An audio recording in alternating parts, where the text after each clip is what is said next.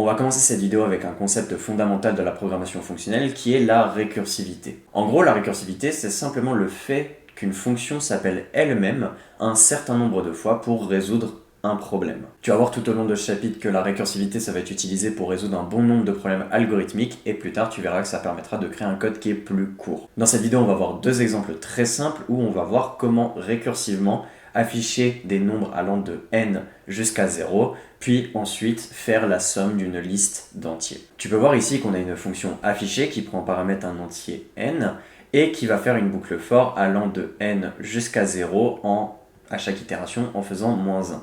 Ici on a une fonction somme qu'on verra juste après. Là on fait afficher 5 et si jamais on lance le code, on va voir que ça nous affiche les nombres allant de 5 jusqu'à 1. Donc ici, c'est l'approche la plus simple que tu connais. C'est l'approche basique et ça utilise une boucle for. Mais c'est possible de faire ça sans utiliser de boucle grâce à la récursivité. Alors en gros, le fonctionnement, il va être très simple. Déjà, on va commencer par créer une fonction qui va s'appeler afficher récursif, qui va encore une fois prendre en paramètre n et qui ne retourne rien. Concrètement, qu'est-ce qui se passe dans ce raisonnement? On va afficher n, puis on va enlever moins 1 à n. Donc en fait, techniquement, ce qu'on fait ici, c'est, comme je l'ai dit, on affiche n, mais si on affiche ensuite n avec moins 1, techniquement, le rôle de cette fonction, là pour l'instant, c'est uniquement d'afficher n.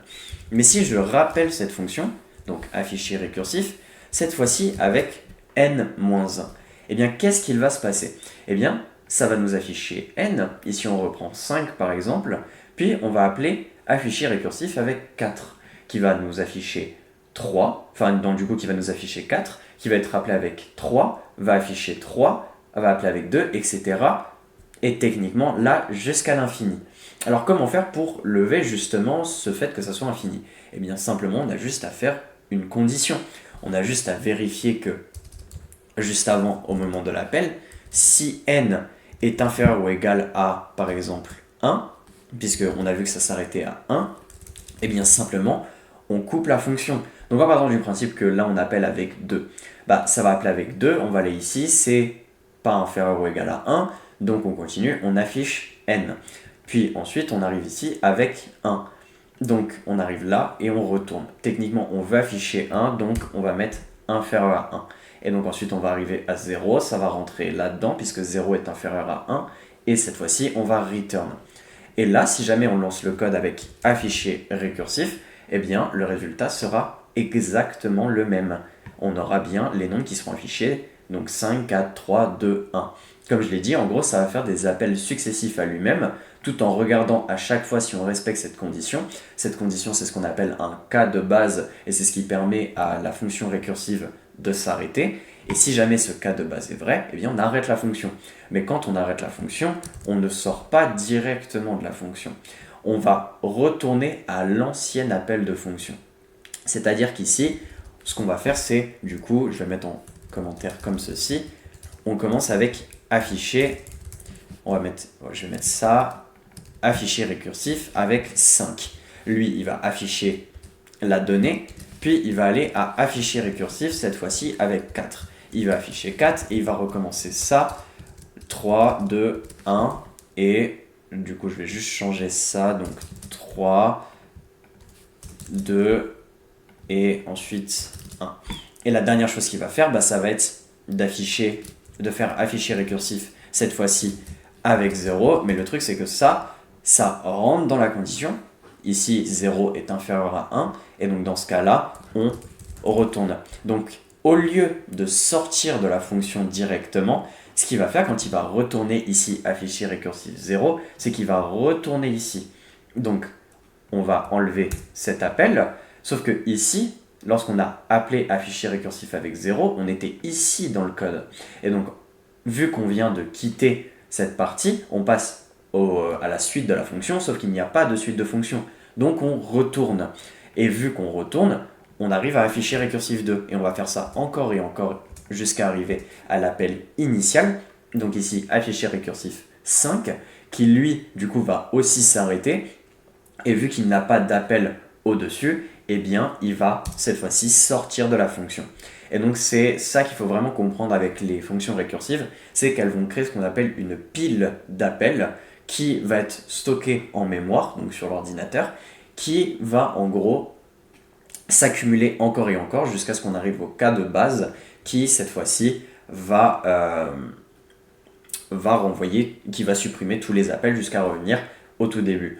Et donc quelque chose qu'il faut comprendre avec les appels récursifs, c'est que là si j'essaye d'afficher 5000, eh bien au bout d'un moment on va avoir ça, ce qu'on appelle une recursion error, comme on peut voir ici. En gros, vu qu'on fait des appels successifs et que tous ces appels sont stockés en mémoire, ce qui se passe au bout d'un moment, c'est que la mémoire, du coup, elle n'a plus de place. Et donc pour éviter qu'on prenne toute la mémoire de l'ordi et que l'ordi ne fonctionne plus, ce qu'on va faire, c'est que en Python, on va limiter le nombre d'appels récursifs à 1000. C'est-à-dire qu'on ne peut pas appeler plus de 1000 fois une fonction elle-même.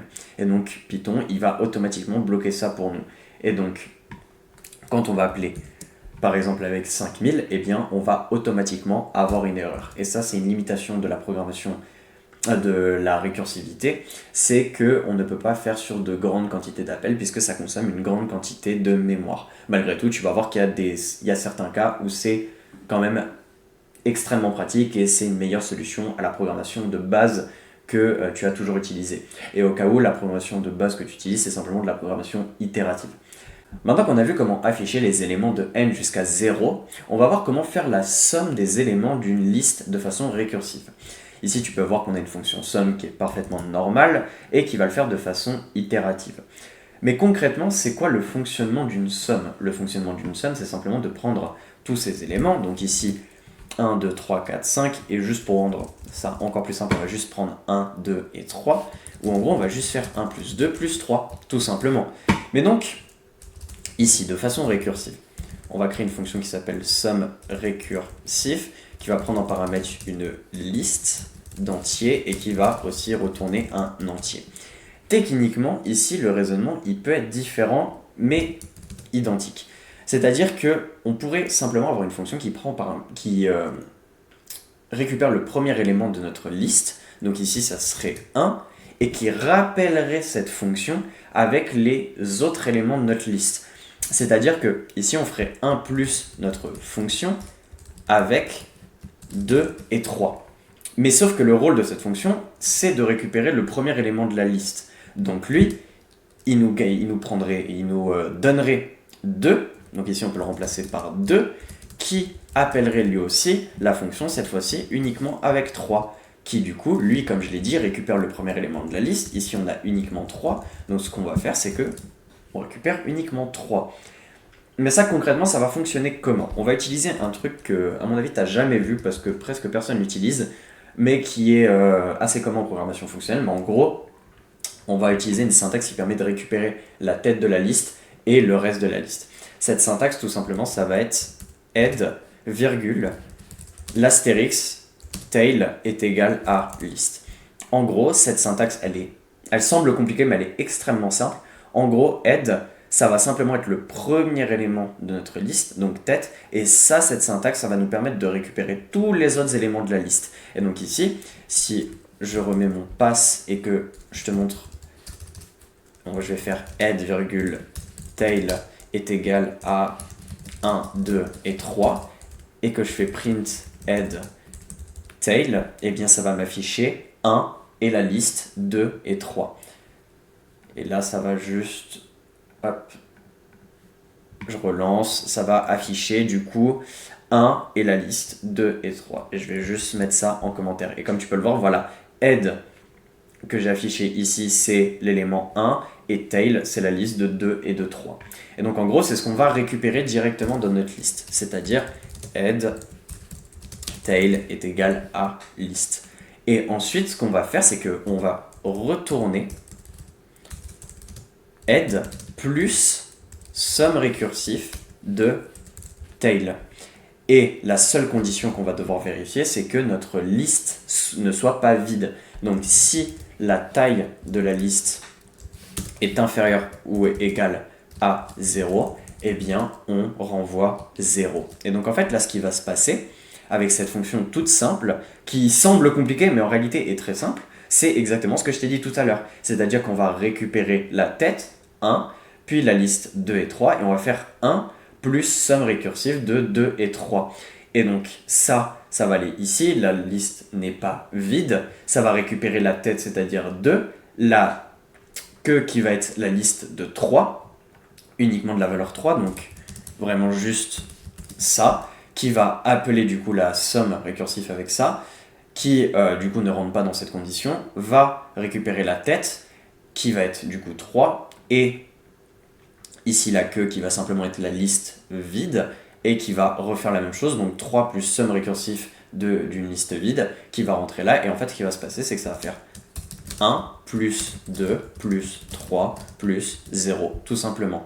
Et du coup, la somme de tout ça va nous renvoyer 6, qui sera la somme de notre liste. Et ici, si jamais je change ça par somme récursive, eh bien ça va bien m'afficher 6, qui va être le résultat de notre somme. Pour être sûr que tu aies bien compris cette dernière partie, je vais la réexpliquer rapidement. Et au cas où, si jamais tu es perdu, c'est parfaitement normal. La récursivité, c'est pas un sujet qui est très simple à comprendre dès le début, mais tu vas voir que avec les vidéos qui vont venir, ça sera de plus en plus simple. Donc ici, en fait, ce qu'on va faire, c'est que je vais mettre tout en commentaire, encore une fois, on va appeler somme, je vais mettre ça encore une fois comme tout à l'heure, on va appeler somme récursif avec 1, 2 et 3. La première chose qu'il va faire, c'est qu'il va vérifier si la taille de la liste est inférieure ou égale à 0. C'est faux. Donc ici, il va récupérer head et tail. Donc il va récupérer 1 et 2,3. Puis il va retourner, donc ici il va return 1 plus somme récursif de 2 et 3. Et donc là, on va rentrer ici, puisque c'est la suite, simplement. On appelle une fonction, donc il faut qu'on rentre dans cette fonction.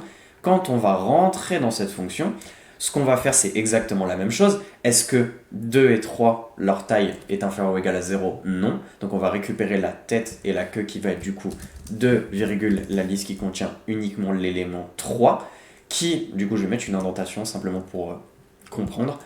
Puis on va refaire exactement la même chose. 2 plus somme récursif avec la liste qui contient uniquement l'élément 3. Est-ce que la taille de cette liste est inférieure ou égale à 0? Non.